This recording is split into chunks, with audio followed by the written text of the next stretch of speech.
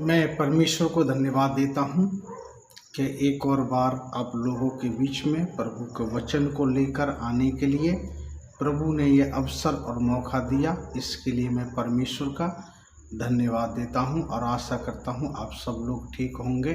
प्रभु आपको बहुत ऐसे आशीषित करे। आज के मनन के लिए हम वचन को निकालेंगे मरकुस का सुसमाचार 5 अध्याय और उसका 1 पद से लेकर और हम उसे 20 पद तक पढ़ेंगे, देखेंगे।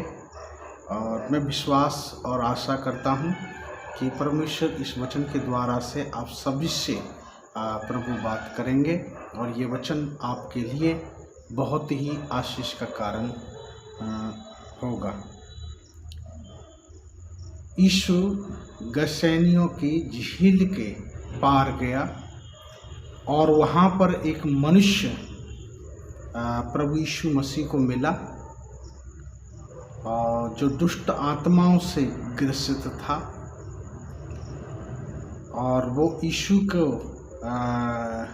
देखकर उसको प्रणाम किया और कहने लगा कि परम प्रधान परमेश्वर के पुत्र, तेरा मुझसे क्या काम। प्रभु ने कहा, उसमें से दुष्ट आत्मा उसमें से निकल जाओ।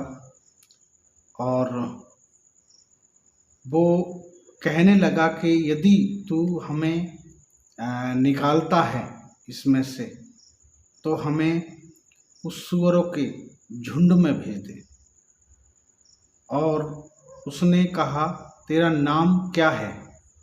तो उस व्यक्ति ने बताया कि मेरा नाम सेना है, क्योंकि उस व्यक्ति के अंदर सेना का मतलब 6000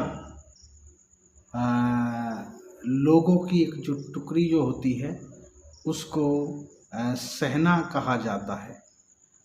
और उसके अंदर 6000 दुष्ट आत्मा हैं उस व्यक्ति के अंदर समाई हुई थी। और वो व्यक्ति रात दिन कब्रों में रहा करता था। सांकलों और जंजीरों और रस्सियों से बांधने की और रोकने की कोशिश की, पर लेकिन फिर भी उसे कोई भी वश में नहीं कर सका और उस मार्ग से कोई भी आता जाता नहीं था। आप अंदाज़ा लगा सकते हैं कि वो व्यक्ति जिसमें दुष्ट आत्माएं थी वो कितना ताकतवर था। और एक साधारण रीति से उसे कब्जे में रखना बहुत मुश्किल था और इसलिए वो रात और दिन कब्रों में रहा करता था और चीखता और चिल्लाता था और पत्थरों से अपने आप को घायल करता था।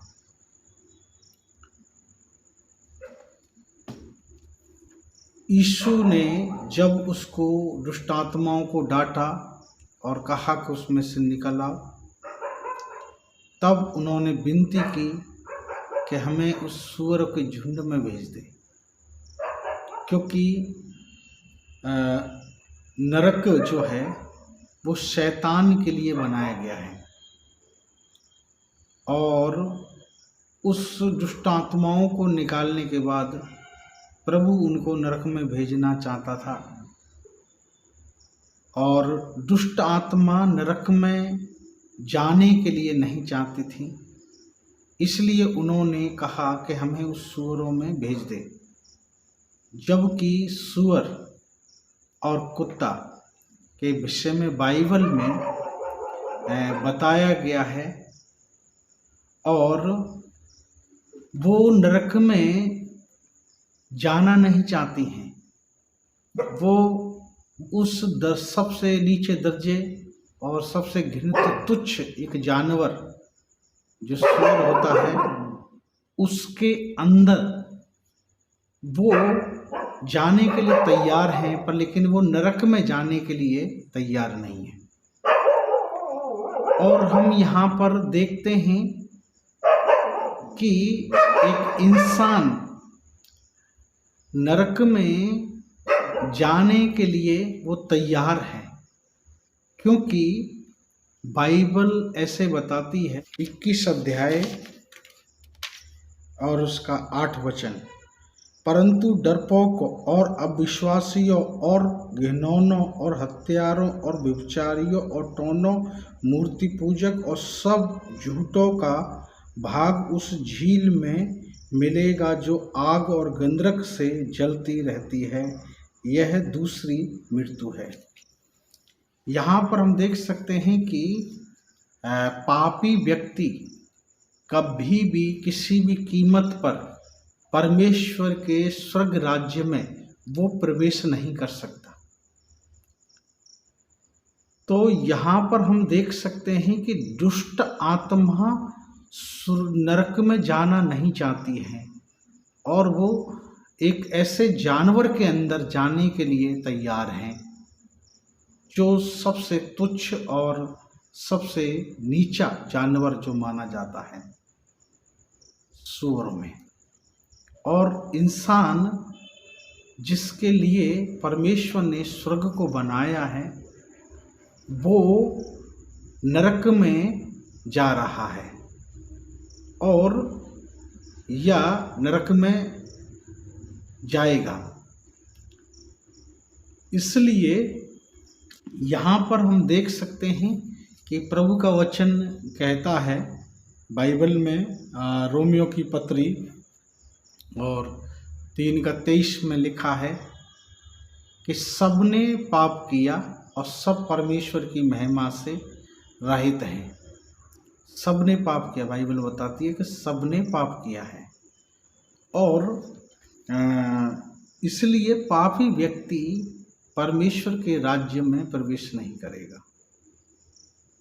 और प्रभु यीशु ने भी कहा था सुसमाचार में कि एक अंधे को रास्ता नहीं दिखा सकता और एक पापी दूसरे पापी को नहीं बचा सकता। अगर ऐसा करेंगे तो दोनों ही वो गड्ढे में गिर जाएंगे। इसलिए प्रभु ने कहा कि स्वास्थ्य को वैद्य की आवश्यकता नहीं, जो बीमार हैं केवल उनको। प्रभु यीशु पापियों को बचाने और उनका उद्धार करने के लिए आया। इसलिए ये पाप को क्षमा करने का अधिकार केवल प्रभु यीशु मसीह के ही पास है और अन्यथा कोई भी हमारे पापों को क्षमा नहीं कर सकता। इसलिए प्रभु का वचन कहता है, मार्ग सत्य और जीवन में ही हूँ, बिना मेरे द्वारा कोई पिता के पास नहीं पहुँच सकता। मतलब कोई भी यीशु मसीह के बिना पाप क्षमा नहीं प्राप्त कर सकता, स्वर्ग राज्य में प्रवेश नहीं कर सकता। कोई भी व्यक्ति अनंत जीवन को प्राप्त नहीं कर सकता प्रभु यीशु मसीह को। जो अगर वो करना चाहता है तो प्रभु यीशु मसीह के द्वारा ही वो कर सकता है, क्योंकि सबने पाप किया पर लेकिन प्रभु यीशु मसीह सभी के लिए, पापियों के लिए वो इस जगत में आया और वो क्रूस के ऊपर चढ़ा, उसने अपना लहू बहाया, अपनी जान दी। जो कोई उस यीशु को ग्रहण करता है अपने जीवन में, उसके ऊपर विश्वास लेकर आता है, वो अपने पापों से उद्धार को प्राप्त करता है।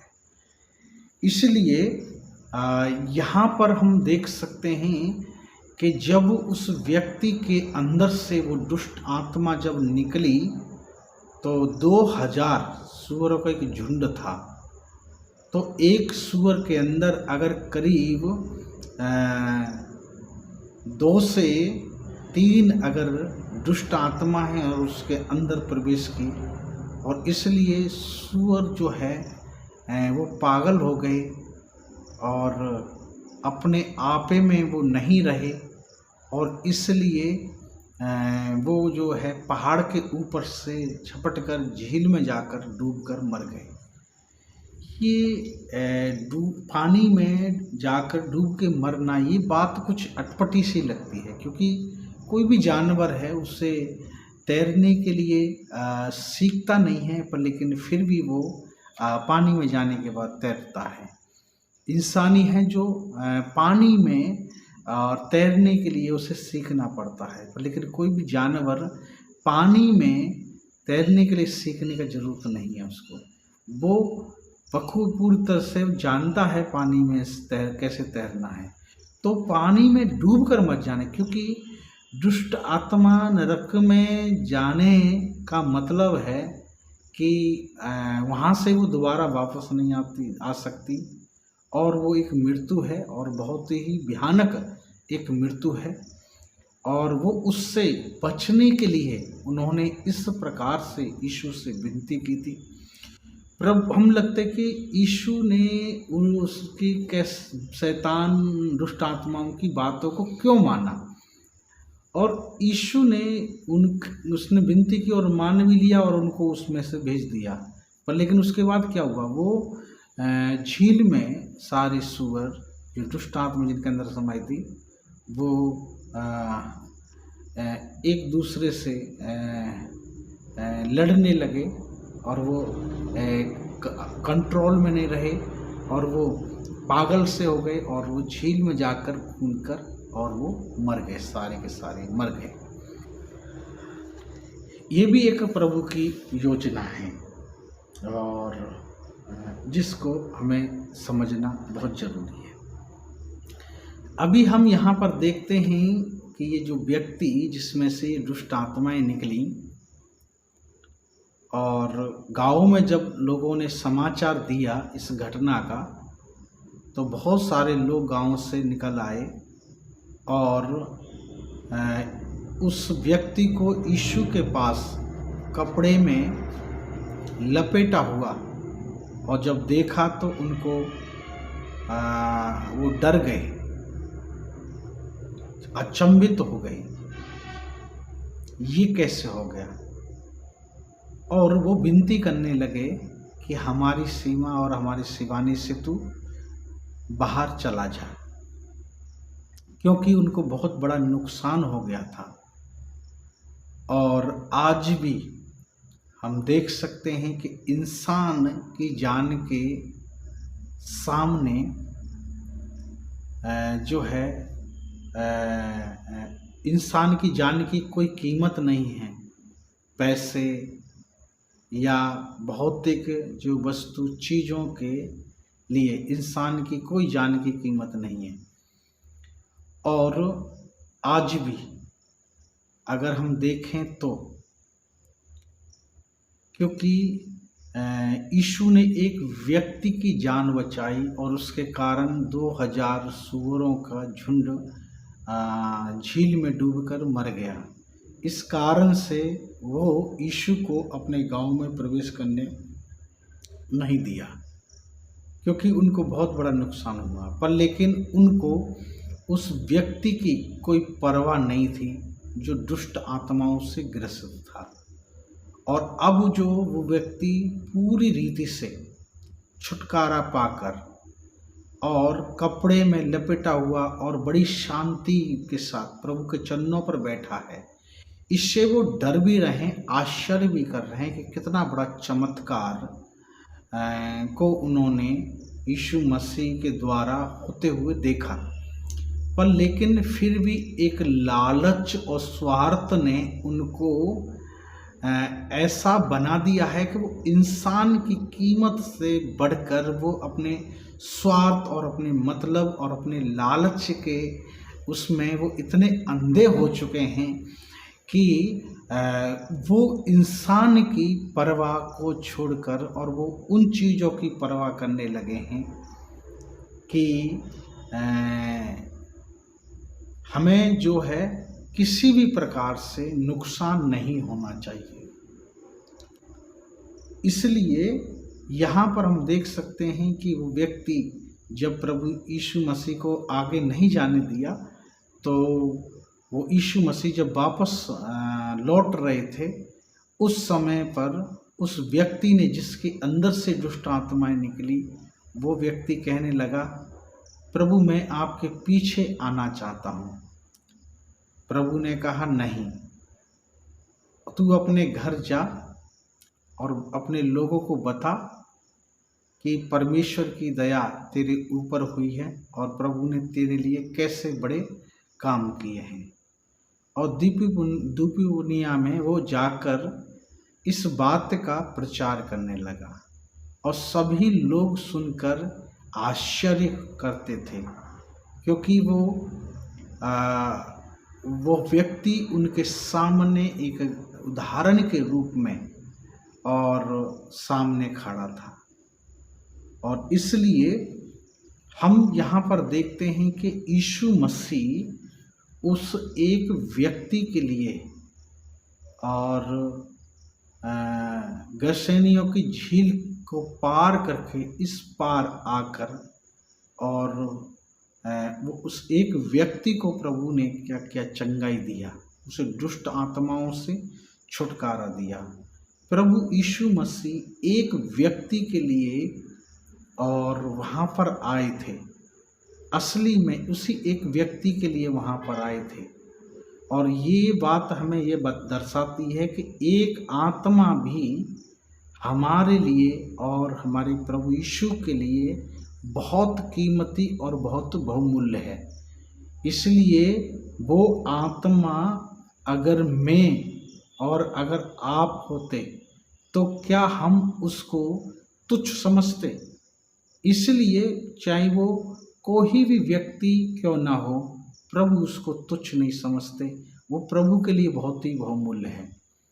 तो यहाँ पर हम देखते हैं कि प्रभु यीशु मसीह एक व्यक्ति के लिए गशेनी की झील को पार कर और वहाँ पर आए और उस व्यक्ति को दुष्ट आत्माओं से छुटकारा दिया। और हम यहाँ पर देखते हैं कि वो सोचते कि अगर यीशु मसीह उस गांव में अगर प्रवेश करते हैं तो बहुत लोग प्रभु के ऊपर विश्वास करेंगे और इसका लोगों को बहुत नुकसान हो सकता है। और इसलिए प्रभु यीशु मसीह के प्रचार का जो विरोध किया जाता है वो इसीलिए किया जाता है क्योंकि बहुत लोग अगर विश्वास करें और बहुत लोगों की ज़िंदगी बदल जाए, उनका जीवन बच जाए, तो बहुत लोगों को एक बड़ा नुकसान और एक बड़ा लॉस उनको हो सकता है। क्योंकि सूअर को चराने के लिए जो उनके मालिक हुआ करते थे वो खुद नहीं चराते थे, वो खुद उनके लिए नहीं करते थे, उसके लिए नौकरों को रख कर और उनको वो काम दिया जाता था सूअर चराने का। और जो उसको बेचते थे और जो उससे लाभ फ़ायदा जो व्यापार करके जो उससे लाभ फ़ायदा उठाते थे उसको वो लेते थे और उनको मज़दूरों को वो तनख्वाह दिया करते थे। इसलिए शायद हो सके कि जो लोग प्रभु यीशु के ऊपर अगर विश्वास कर लेंगे तो शायद वो वहाँ नौकरी नहीं करेंगे और वो वहाँ नौकरियों को छोड़ देंगे और इसके कारण उनको बहुत बड़ा एक नुकसान हो जाएगा। कई ऐसी क्षेत्रों में ऐसे कई ऐसी बातें हैं जिनके कारण और वहाँ पर प्रभु यीशु मसीह को जाने के लिए रोका गया। पर लेकिन यीशु मसीह वापस चले गए। पर लेकिन ये व्यक्ति जब प्रभु यीशु के पीछे आना चाहता था और यीशु ने उसे मना किया अपने पीछे आने से और उससे कहा अपने घर जा और लोगों को बता कि तेरे लिए प्रभु ने कैसे अद्भुत और अचंभे कार्य किए हैं।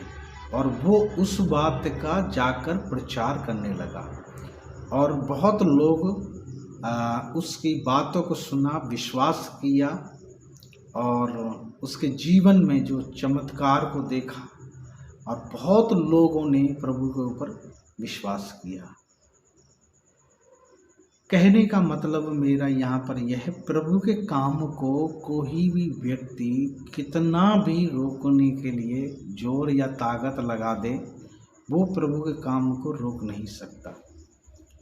और इंसान तो बिल्कुल भी नहीं रोक सकता।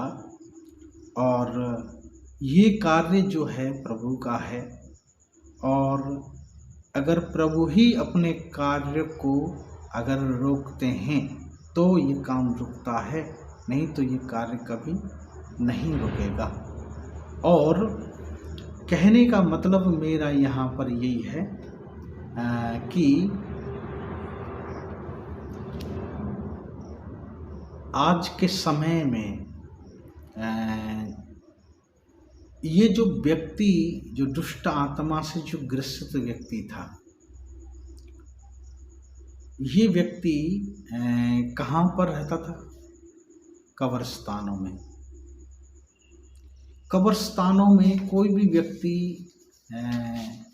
जाना या वहाँ पर रहना चाहता है क्या? अगर उसका माइंड बिल्कुल ठीक है और एक नॉर्मल अगर व्यक्ति है, तो वो वहाँ उस जगह पर जाकर नहीं रह सकता। पर लेकिन वो व्यक्ति वहाँ पर जाकर रहता था। इसका मतलब उसका माइंड और वो एक नॉर्मल व्यक्ति नहीं था, क्योंकि दुष्ट आत्माओं से ग्रसित व्यक्ति था। जब दुष्ट आत्मा उस व्यक्ति में से निकलकर सूअरों में जब गई तो सूअर पागल हो गए।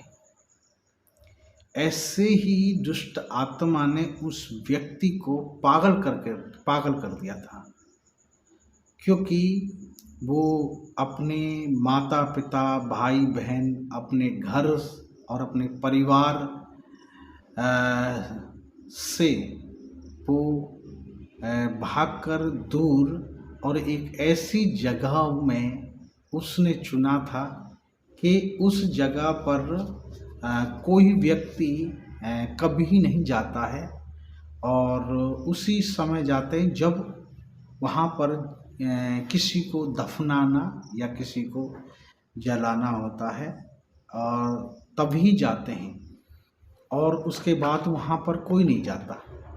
तो ये व्यक्ति वहीं पर जाकर रहता है। इसका मतलब यही है कि ये व्यक्ति उन लोगों के परिवार में नहीं, लोगों के बीच में नहीं रहना चाहता है। ये व्यक्ति ऐसी जगह में रहना चाहता है जहाँ पर कोई भी आता जाता ना हो, कोई भी वहाँ पर रहता ना हो। और इसी प्रकार हम देख सकते हैं कि वो रस्सियों से वो सांकलों से, जंजीरों से और बेड़ियों से वो बांधा गया था, पर फिर भी वो सांकलें, जंजीरें और वो बेड़ियाँ, रस्सियाँ उसको रोक नहीं सकी।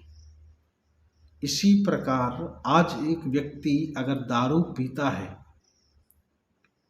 तो उसको आप कितना भी मने करो, कितना भी डांटो, समझाओ, कितना भी मारो पीटो, बुरा भला बोलो, कुछ भी करो उसके साथ, पर लेकिन वो नहीं वहाँ पर जाना, खरीदना, पीना बंद नहीं करता है, क्योंकि उसको जो है वो एक व्यक्ति ऐसी दिशा में पहुँच गया है कि वो एक चीज़ के लिए क्या हो गया है, पागल हो गया है। दारू के लिए वो व्यक्ति क्या हो गया है, पागल हो गया है।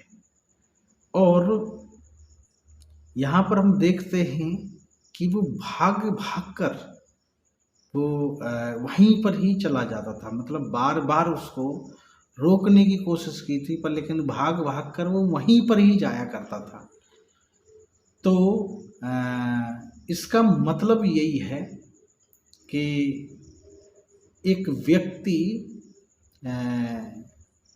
को कितना भी उससे रोका जाए और झगड़ा करने के लिए या कोई भी ऐसे जुआ खेलने के लिए या यार दोस्ती के साथ घूमने के लिए, ऐसे गलत गलत काम करने के लिए उसे कितना भी रोका जाए, पर वो व्यक्ति नहीं मानता और वो ऐसी जगहों में वो जाता है, मतलब ऐसी जगहों में ही वो जाता है।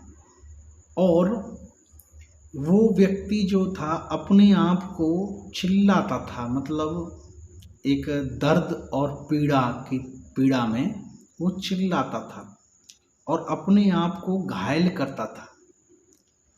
ऐसे व्यक्ति किसी को चोट पहुंचाए, जैसे कि वहाँ कहते कुछ मार्ग से कोई भी आता जाता नहीं था उसकी डर की वजह से, क्योंकि वो इतना खूनख्यार और प्रसिद्ध एक व्यक्ति था, और इसलिए पर वो स्वयं अपने आप को पत्थरों से मारता था, घायल करता था। क्योंकि ऐसे व्यक्ति चाहे वो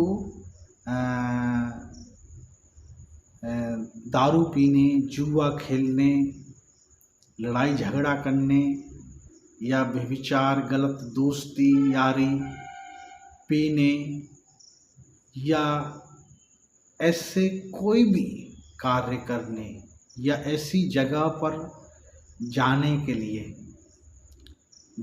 लिए अगर उसको रोकते हैं तो इसलिए कि ताकि वो ये काम जो कर रहा है जिससे उसे नुकसान होगा, जिससे उसे चोट लगेगी, जिससे उसकी हानि होगी, वो उस काम को ना करे, उसको जीवन बच जाए, उसका पैसा की हानि ना हो, उसकी सेहत की हानि ना हो, उसकी जान की हानि ना हो, वो उस बेइज्जती ना हो, है ना।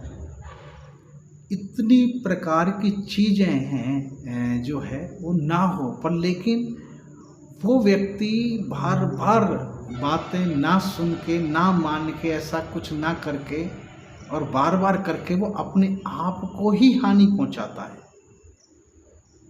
और नंगा का मतलब वो पूरा निर्वस्त्र रहता था, क्योंकि ये जितने भी काम हैं, ये घृणित जो काम है, ये सब शर्मिंदगी का सबक है।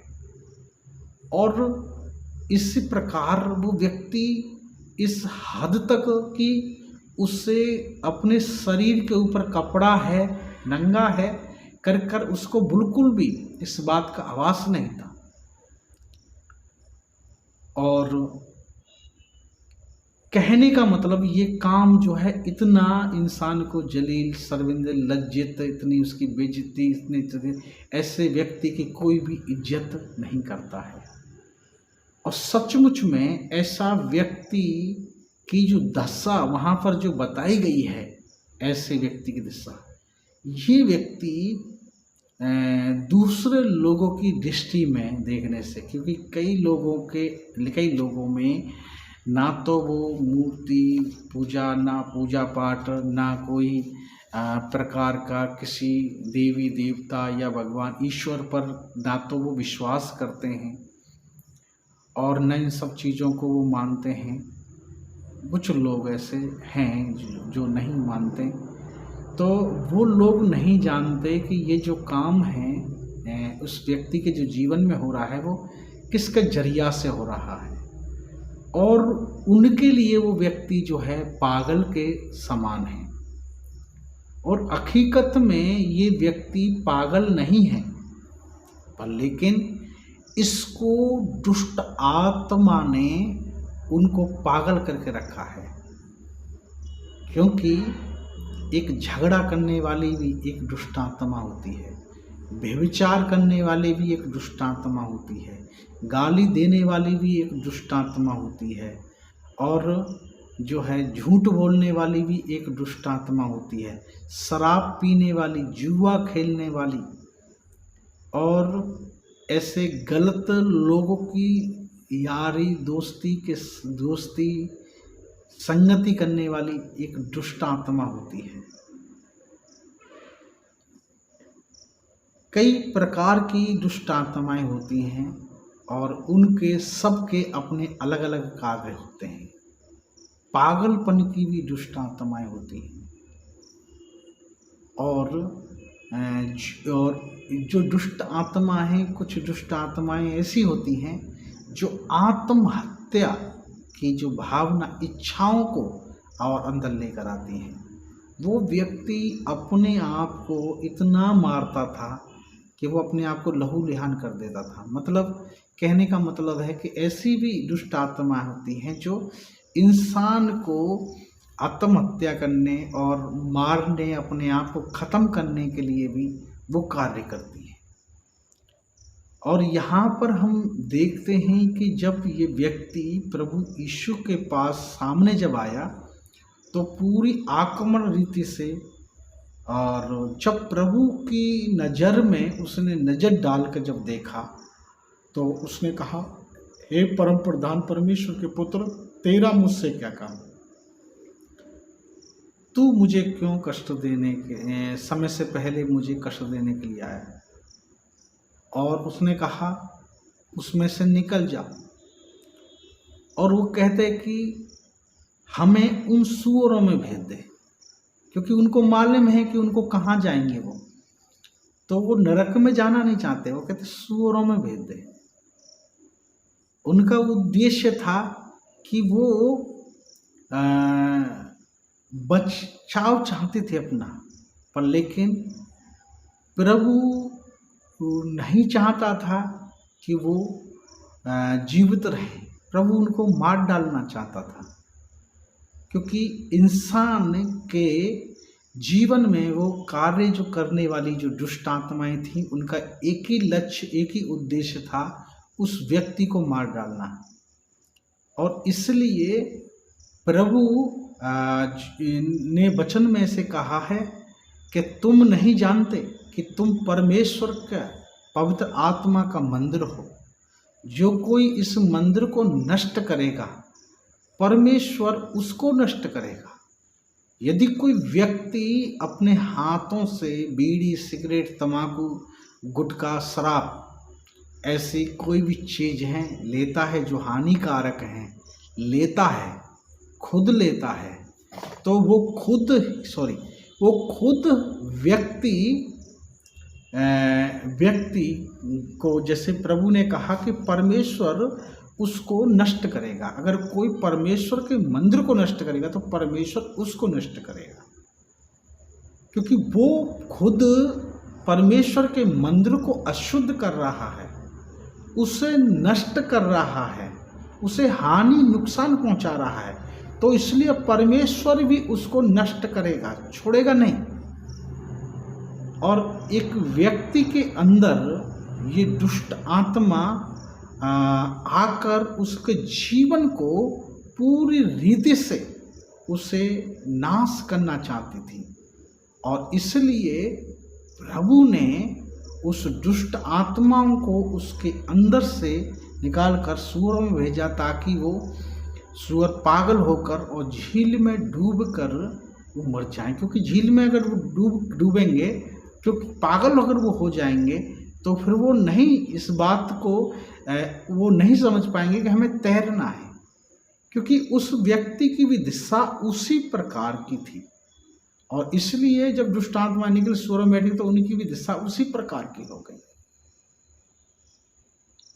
कहने का मतलब मेरा यहाँ पर यही है कि वो जो जगह, वो जो देश, जब एक व्यक्ति की ऐसी हालत थी, तो उस गांव या उस शहर आसपास का जो इलाका में ऐसे कितने लोग होंगे, कितने लोगों का जीवन को इसी प्रकार से, और शैतान उनको नष्ट करने के लिए और उनके पीछे पड़ा हुआ है। और हम यहाँ पर देखते हैं कि लोगों ने आगे आकर कहा, नहीं, हमारी सीमा में तू नहीं आएगा, हमारे सीमा से तू बाहर चला जा, क्योंकि उनको बहुत बड़ा नुकसान होने वाला था। मैं आपको बताना चाहता हूँ, चाहे कितना भी बड़ा नुकसान हो जाए, पर एक इंसान की जान से बढ़कर कुछ भी नहीं है।